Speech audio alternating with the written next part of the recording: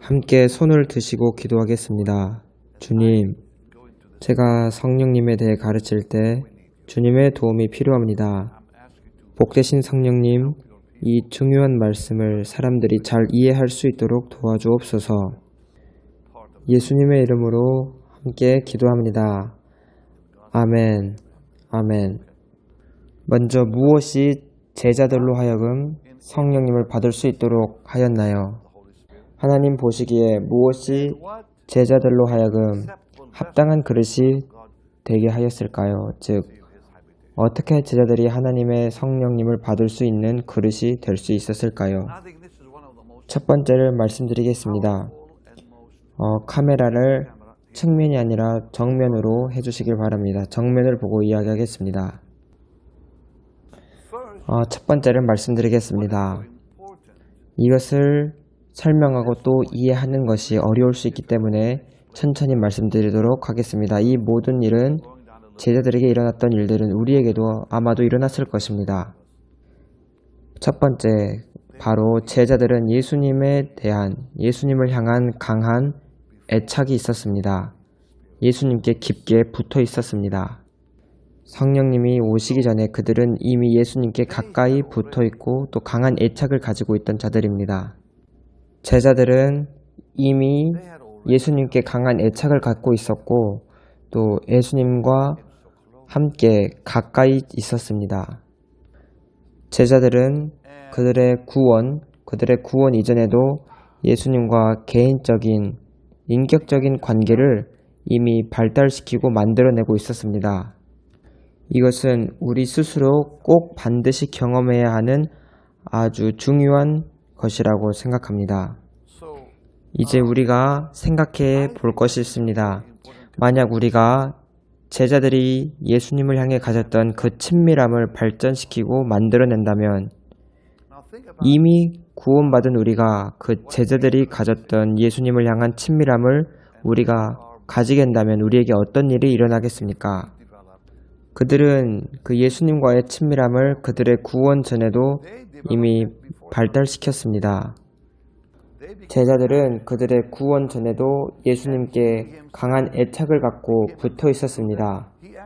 또 예수님 또한 제자들에게 강한 애착을 가지고 있으셨습니다.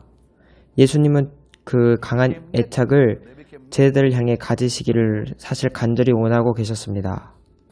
예수님은 가룟 유다를 제외하고서는 모든 제자들에게 긴밀히 맺어진 상태이셨습니다. 저는 이 점이 아주 중요하다고 생각합니다. 제자들의 마음은 나사렛 예수님으로 가득 차 있었습니다. 예수님을 향한 이 애착은 제자들의 마음에서 사라지지 않았고 날마다 더 성장했습니다.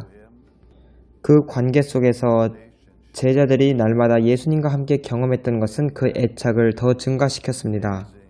예수님과 이 강한 애착 가운데서 그들은 예수님을 경험하기 시작했습니다. 우리는 모두 사람에게 애착을 갖고 있습니다. 저도 어렸을 때 어머니에게 많은 애착을 가지고 있었습니다. 여러분도 그럴 것입니다. 또 오늘날 저는 저의 아이들에게 많은 애착을 가지고 있습니다. 하지만 제 자녀들 중에 저는 때때로 특별히는 한 명 또는 그 중에 2명만 더 강한 애착을 갖습니다.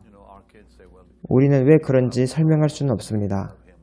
제 자녀들은 아버지는 저보다 얘를 더 사랑해요. 얘보다 저를 더 사랑해요. 이렇게 말합니다. 하지만 사실 그렇지 않습니다. 어느 한 사람을 다른 자녀보다 더 사랑하는 것은 가능하지 않다고 생각합니다. 제가 예전에 항상 말했던 것처럼 저의 마음에는 많은 방이 있는 것 같습니다. 그래서 어떤 마음의 방은 엄마에게 속한 방이 있고 또 자녀들에게 속한 방이 있고 아내에게 속한 방이 있고 이 자녀 저 자녀에게 속한 방이 있는 것 같습니다.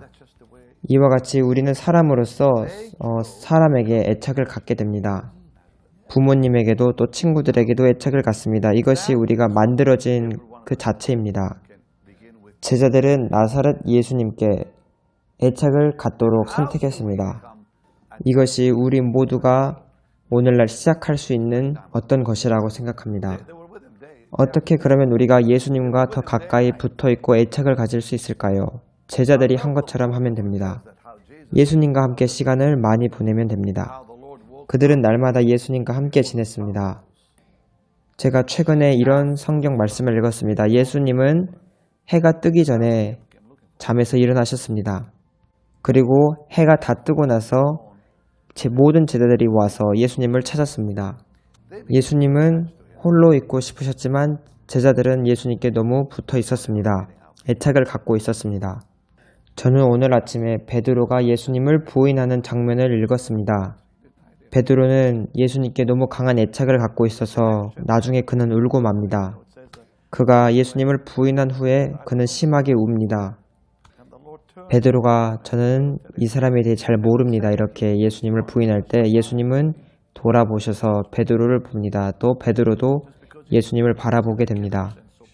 그리고 베드로는 예수님과 눈이 마주친 후에 아주 고통스럽게 울게 됩니다. 왜냐하면 예수님과 베드로 사이에는 강한 연결이 있었기 때문입니다.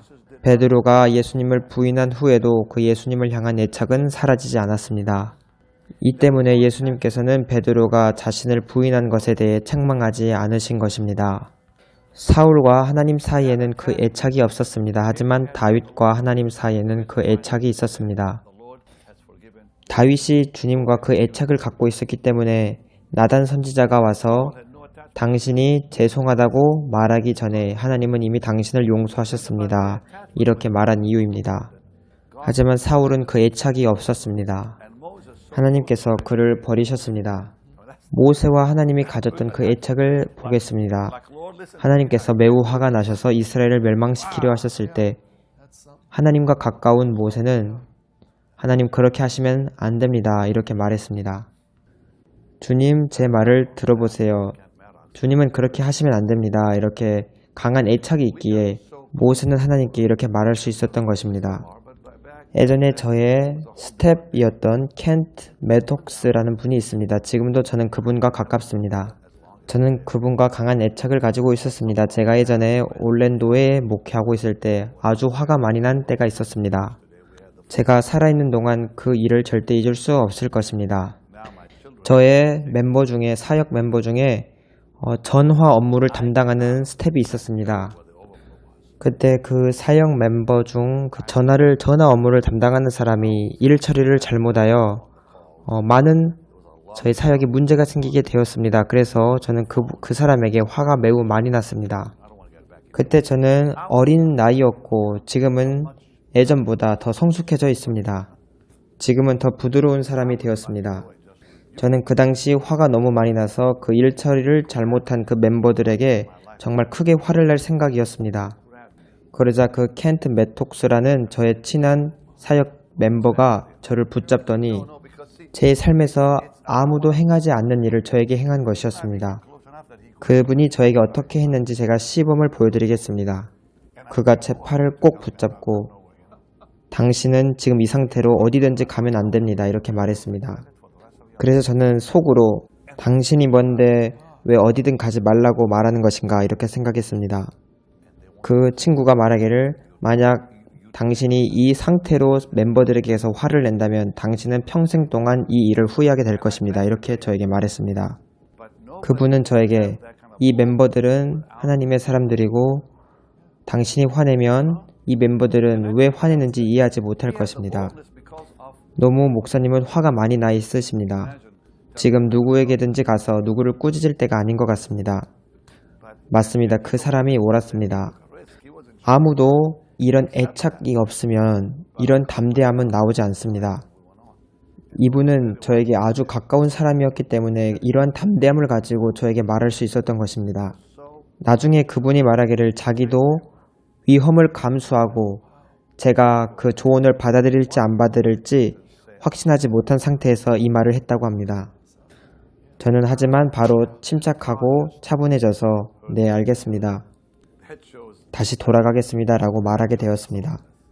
하지만 중요한 것은 모세입니다. 모세는 너무 하나님께 붙어 있었기 때문에 하나님께 가서 아니요 주님 이렇게 하시면 안 됩니다.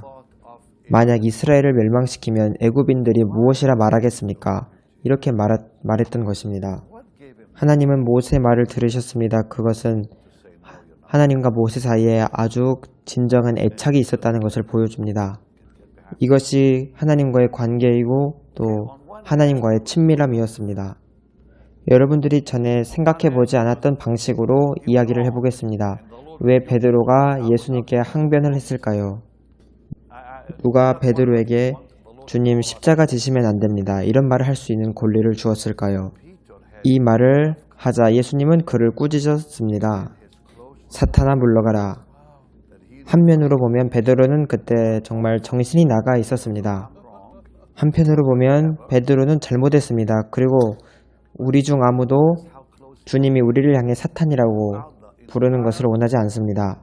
하지만 베드로는 예수님과 너무 가까이 있었고 강한 긴밀함을 느꼈기 때문에 자신이 틀렸고 또 자신이 올바른 정신으로 하는 말이 아니라는 것을 알매도 불구하고 이러한 담대함으로 말할 수 있었던 것입니다.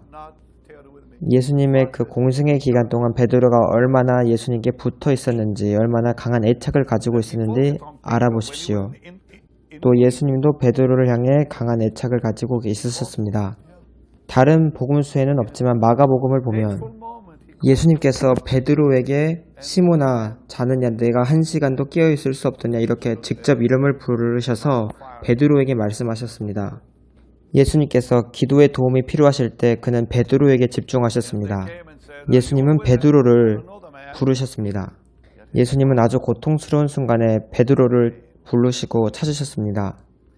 그리고 베드로가 모닥불을 쬐고 있을 때 사람들이 와서 너도 그와 함께 있었다 할 때 베드로는 아니다 이렇게 거절합니다. 부인합니다.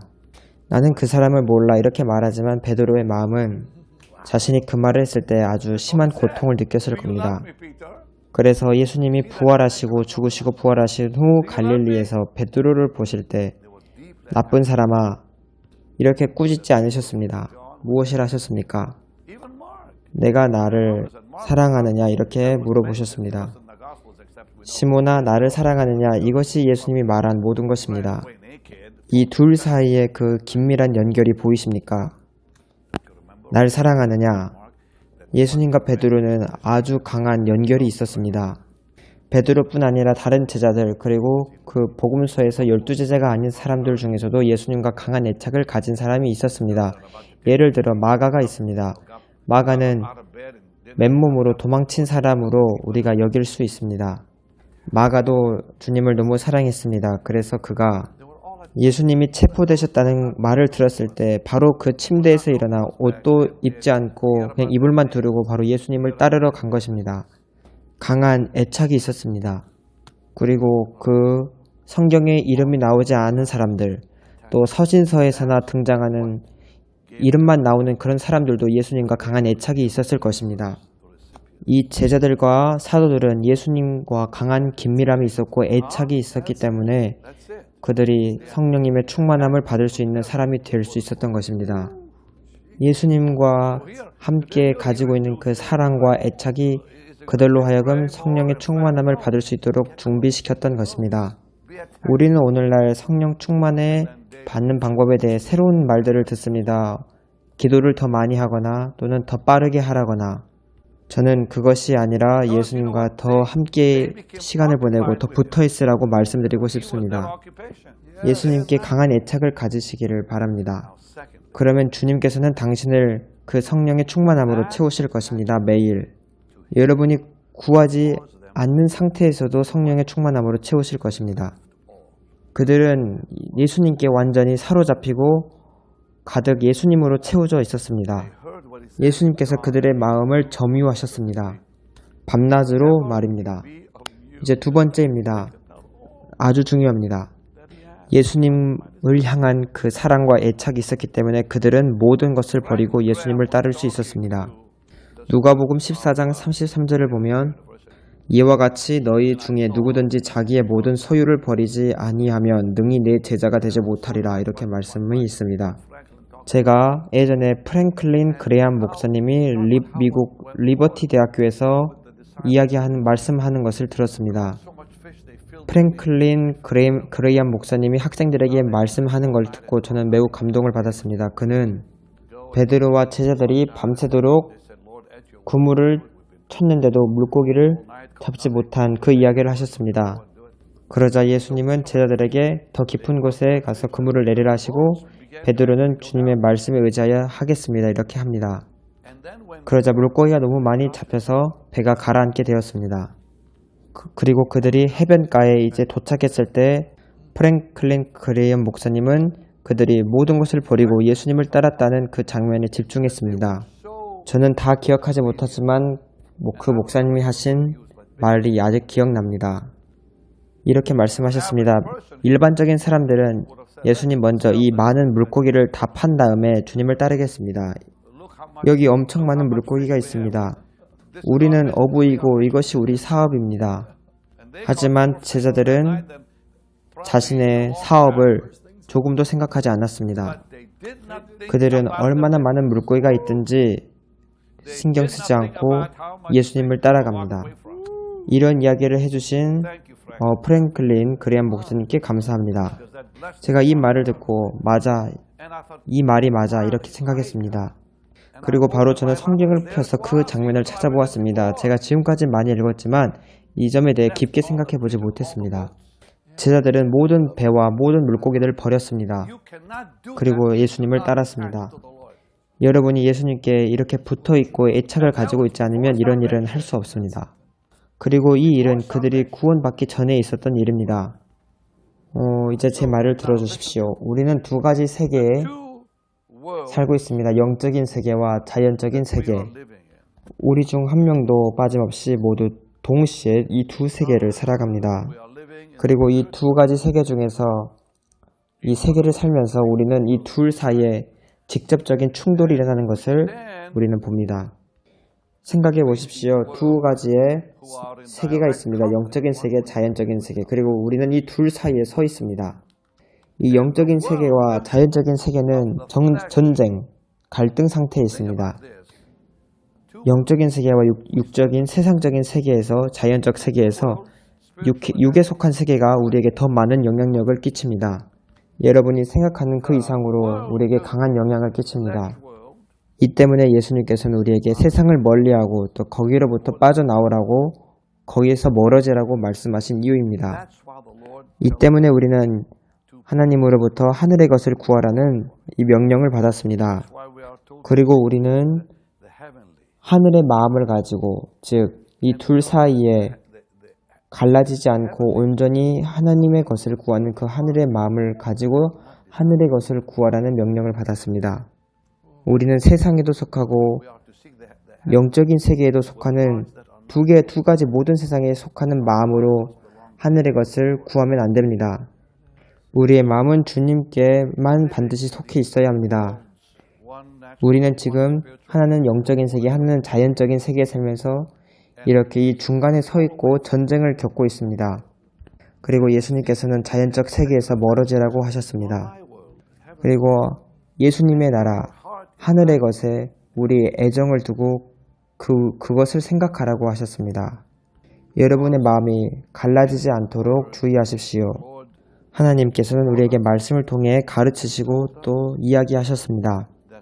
우리의 희생 없이는, 즉 우리가 세상으로부터 구별된 생활 없이는 우리가 하나님의 그 충만함을 받을 수 없다는 것입니다. 제자들은 모든 것을 버렸습니다.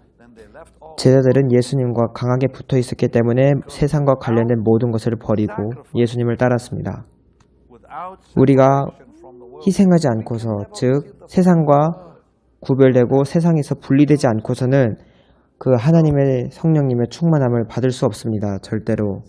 제가 또 한 가지를 말씀드릴 건데 어떤 사람에게는 이해하기 정말 힘들 수 있습니다.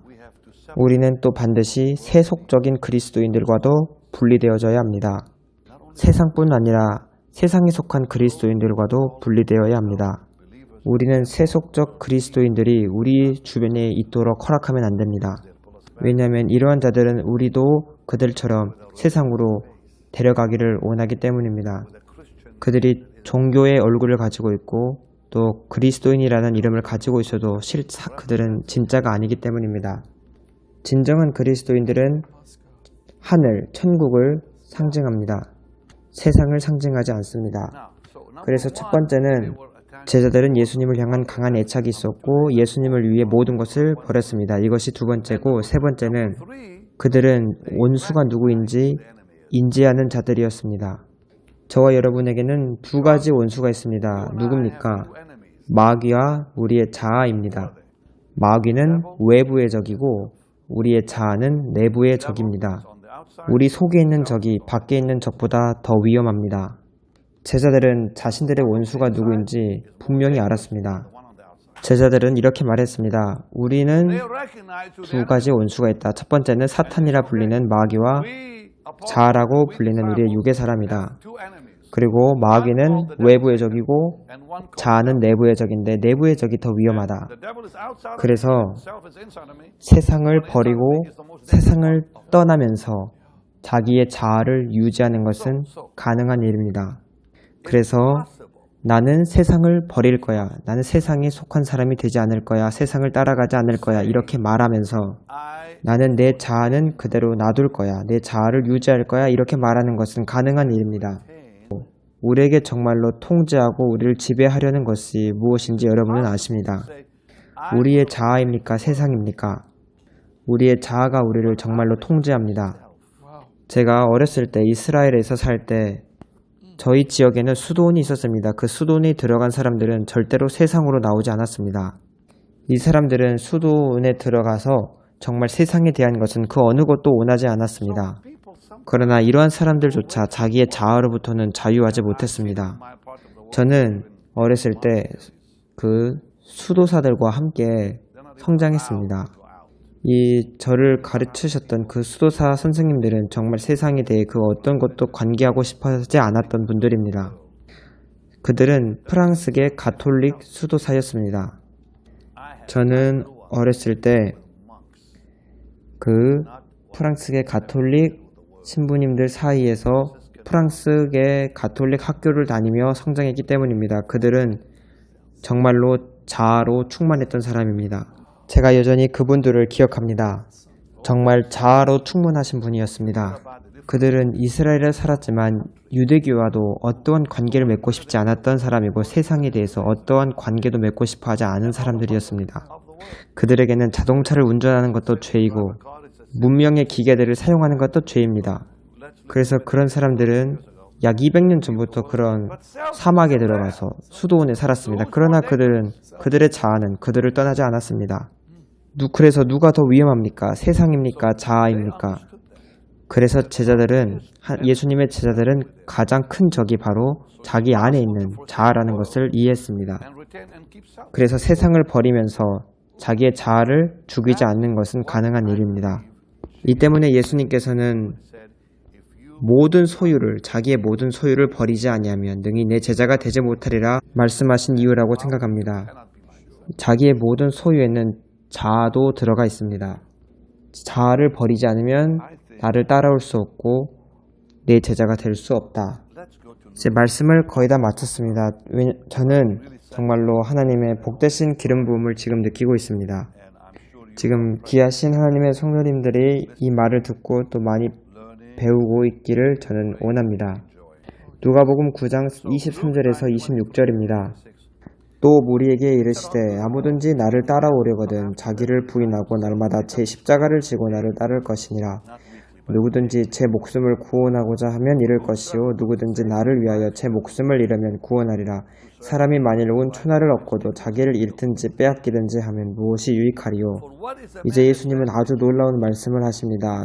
누구든지 나와 내 말을 부끄러워하면 인자도 자기와 아버지와 거룩한 천사들의 영광으로 올 때에 그 사람을 부끄러워하리라. 그래서 이 전 구절들과 함께 연결시켜서 이 말씀을 생각해 보겠습니다. 예수님은 이 말씀하시기 전에 자아를 부인하고 주를 따르라고 또 우리의 삶을 잃어버리라고 목숨을 버리라고 하셨습니다. 그리고 주님의 삶을 얻으라고 주님의 생명을 얻으라고 말씀하셨습니다. 그리고 이렇게 하면 우리가 주님을 부끄러워하지 않게 될 것입니다. 그래서 누구든지 주님을 부끄러워하는 사람은 이 말씀을 지키지 않고 있음을 우리는 알고 있습니다. 이 자아를 부인하고 날마다 십자가를 지고 주님을 따르는 것을 순종하지 않는 사람이 예수님의 말을 부끄러워하는 사람입니다. 네 번째입니다. 잠깐 정리하겠습니다. 첫 번째는 예수님께 강하게 붙어 있는 것입니다. 아주 중요합니다. 이것이 정말 제가 말한 모든 것의 열쇠입니다. 네 번째는 제자들은 성령의 충만함을 받게 될 것이라는 그 약속을 받았을 뿐 아니라 그 약속을 붙잡았습니다. 예수님께서는 제자들에게 예루살렘을 떠나지 말고 위로부터 능력으로 입혀올 때까지 머물라고 하셨습니다. 제자들은 이 약속의 말씀을 받고 또 그 말씀을 끝까지 지켰습니다. 붙잡았습니다. 그들은 그 약속을 온전히 이해하지 못했을 것입니다. 그러나 그 약속을 받아들였습니다. 그 약속을 완전히 이해하지 못해도 그들은 그 약속을 붙잡았습니다. 왜냐하면 그들이 그 약속을 이해하지 못했다고 할지라도 그 약속이 그들을 붙잡았기 때문입니다. 약속의 말씀이 그들을 붙잡았습니다. 그 약속이 먼저 그들을 붙잡지 않으면 그들은 약속을 붙잡지 못합니다. 제자들은 예수님이 하신 말씀이 무엇인지 온전히 이해하지 못해도, 즉 예루살렘을 떠나지 말고 아버지께서 약속하신 그 성령 충만을 받을 때까지 머물러라고 하신 말씀을 온전히 이해하지 못했을지라도 그 약속이 그들을 붙잡아 버렸습니다. 그들은 예수님의 말씀을 믿었습니다. 그들은 구원의 전에도 예수님의 말씀을 믿었습니다. 그들은 성령 충만이 임하기 전에도 예수님의 말씀을 믿었습니다. 그들은 모든 것을 제쳐놓고 예수님이 약속하신 그 충만함을 기다렸습니다. 그리고 10일 동안 기다렸습니다. 저는 여러분들이 얼마나 많이 기다리는지, 얼마나 오래 기다리는지 궁금합니다. 제자들은 10일을 기다렸습니다. 10일. 10시간이 아닙니다. 10일입니다. 그리고 10일 밤 동안 기다렸습니다. 그들은 그 다락방을 절대 떠나지 않았습니다. 그리고 오늘은 소수의 사람만이 이것에 대해 알고 있습니다. 그들이 얼마나 기다렸는지 우리는 알아야 합니다. 주님을 10분만 기다리면 안 됩니다. 저는 주님께서 제가 지금 드리는 이 진리의 가르침을 제가 최대한 쉽게 설명할 수 있도록 도우시기를 원합니다. 고린도전서 2장 4절 5절입니다. 내 말과 내 전도함이 설득력 있는 지혜의 말로 하지 아니하고 다만 성령의 나타나심과 능력으로 하여 너희 믿음이 사람의 지혜에 있지 아니하고 다만 하나님의 능력에 있게 하려 하였노라. 제가 아까 말씀드렸던 것처럼 그 약속이 사람을 붙잡게 된다는 것에 대해 더 나누겠습니다. 바울은 고린도 교회의 성도들에게 아주 강력한 것을 말했습니다. 그는 두 종류의 설교 방식과 두 종류의 믿음에 대해 말했습니다. 내 말과 내 전도함이 설득력 있는 지혜의 말로 하지 아니하고 다만 성령의 나타나심과 능력으로 하여, 이 말의 의미는 인간의 지혜로 충만한 설교가 있고 또 다른 설교, 즉 성령의 나타남으로 충만한 설교가 있다는 것을 말하는 것입니다. 그리고 5절에 보면 너희 믿음이 사람의 지혜에 있지 아니하고 다만 하나님의 능력에 있게 하려 하였노라 이렇게 말씀합니다. 이 말씀은 믿음이라고 불려도 사람의 지혜일 뿐인 믿음이 있다는 것이고, 사실 이것은 믿음이 아니라 사람의 지혜일 뿐입니다. 또 두 번째 믿음은 하나님의 약속에 서 있는 믿음이 있다는 것입니다. 그래서 우리는 두 가지의 설교와 두 가지의 믿음이 있다는 것을 알아야 합니다. 사람의 지혜로 충만한 설교, 또는 성령의 나타남으로 충만한 설교, 또 인간의 지혜를 의지하는 믿음, 성경을 의지하는 믿음. 그래서 여러분들이 설교를 들을 때 저 설교자가 사람의 지혜로 설교하는지 성령의 나타남으로 설교하는지 스스로 물어보십시오. 오늘날 많은 교회에 죄와 또 약점이 있는 이유는 성도들이 그 설교가 성령의 충만한 설교인지 또는 인간의 지혜로 하는 설교인지 분별하지 못하기 때문입니다. 인간의 믿음인지 또 성령님의 믿음인지 분별하지 못하기 때문입니다. 바울은 이 두 가지를 말했습니다. 너희 믿음이 사람의 지혜에 있지 아니하고, 어떤 설교가 여러분의 삶에 영향을 미치고 또 어떤 믿음이 여러분의 삶에 영향을 미칩니까? 한 사람으로부터 나오는 것입니까? 하늘로부터 나오는 것입니까? 사람으로부터 나오는 설교가 있기 때문에 교회에 다녀도 많은 사람들이 약하고 죄 중에 거합니다. 그래서 우리가 충만한 오순절로 다시 돌아가지 않는다면 우리의 삶을 능력으로 그리고 주님의 충만함으로 회복시킬 것은 아무것도 없다는 것을 알아야 합니다. 우리는 다시 우리의 근원으로 돌아가야 합니다. 다시 오순절로 돌아가야 합니다.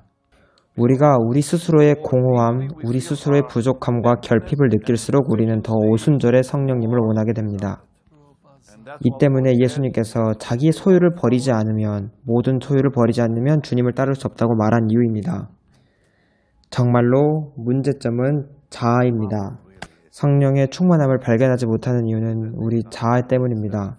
자기의 만족을 구하고 자꾸 자기의 일을 구하고 개인의 자아로 충만하기 때문에 또 자아의 만족과 자아를 기쁘게 하는 것에 관심을 두기 때문에 이 성령의 충만함을 경험하지 못하는 것입니다. 우리가 더 많이 하나님의 능력을 구할수록 우리는 더 많이 우리 스스로로부터 자아로부터 자유케 됩니다. 이제 저는 지금이야말로 우리 모두가 하나님의 약속에 대해 아멘 맞습니다 라고 말할 때라고 최적의 시간이라고 생각합니다. 무릇 하나님의 영으로 인도함을 받는 사람은 곧 하나님의 아들이라. 귀하신 예수님께 찬양을 드립니다. 이제 저는 오늘 드릴 말씀을 다 전했습니다. 이제 저는 마지막으로 한 가지만 더 이야기할 것입니다. 주님께서는 에스겔 36장에서도 우리에게 충만함을 약속하셨습니다. 그분의 모든 자녀들에게 이 충만함을 약속하셨습니다. 우리가 이제 마치기 전에 그 의미가 무엇인지 보겠습니다. 제가 이 점에 대해 예전에 많이 말씀드렸지만 한 가지만 더 짚겠습니다. 에스겔 36장 25절부터 27절을 보겠습니다. 여기에 나와 있는 것이 충만함이고 이것이 충만함의 생활입니다. 내가 너희에게 맑은 물을 너희에게 뿌려서 너희로 정결하게 하되 곧 너희 모든 더러운 것에서와 모든 우상 숭배에서 너희를 정결하게 할 것이며 또 새 영을 너희의 속에 두고 새 마음을 너희에게 주되 너희 육신에서 굳은 마음을 제거하고 부드러운 마음을 줄 것이며 또 내 영을 너희 속에 두어 너희로 내 율례를 행하게 하리니 너희가 내 규례를 지켜 행할지라. 또 내 영을 너희 속에 두어 너희로 내 율례를 행하게 하리니 너희로 내 율례를 행하게 하리니 너희가 내 규례를 지켜 행할지라. 저는 이것이 정말 충만함이라 생각합니다. 하나님께서 우리를 완전히 사로잡으실 때 이것이 충만함이라 생각합니다. 제가 예전에 많이 말씀드린 걸 기억하십시오. 우리 삶을 통해서 주님께서 주님의 삶을 사시도록 해야 합니다. 하나님께서는 우리 안에 내주하는 영광이 되셨습니다. 주님은 우리 속에 내주하시는 그리스도가 되셨습니다. 무엇이 정답입니까? 예수님이 지배하고 통치하도록 하게 하십시오. 저의 삶 속에서 그리고 여러분의 삶 속에서 예수님이 모든 것을 다스리게 하시고 예수님이 우리 삶의 모든 것이 되도록 하십시오. 예수님께 모든 것을 드리시고 그 모든 것을 예수님이 예수님으로 채우시게 하십시오. 이 일이 일어날 때 여러분은 성령의 충만함을 가지게 될 것입니다. 할렐루야. 다음에 뵙겠습니다. And now lift your hands because I want to pray that God will fill you right now with the Holy Spirit. Come on, lift your hands to heaven. And just gently on the instrument, Bruce, Holy Spirit, thou art welcome in this place. And when we say in this place, we mean in our hearts. Lord, fill them afresh. Fill every one of them. Fill every one of them. Empower every one of them. In the glorious, matchless name of Jesus. I give you the praise. Hallelujah. Hallelujah. Hallelujah. Thank you, Jesus. Thank you, Jesus. Thank you, Lord. You know, there's such a heavy anointing here. That's strong in this room.